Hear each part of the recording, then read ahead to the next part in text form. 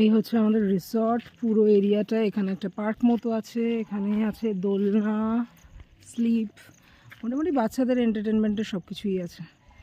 এবার এদিকটায় যাচ্ছি, এদিকে ছোট ছোট কটেজ আছে।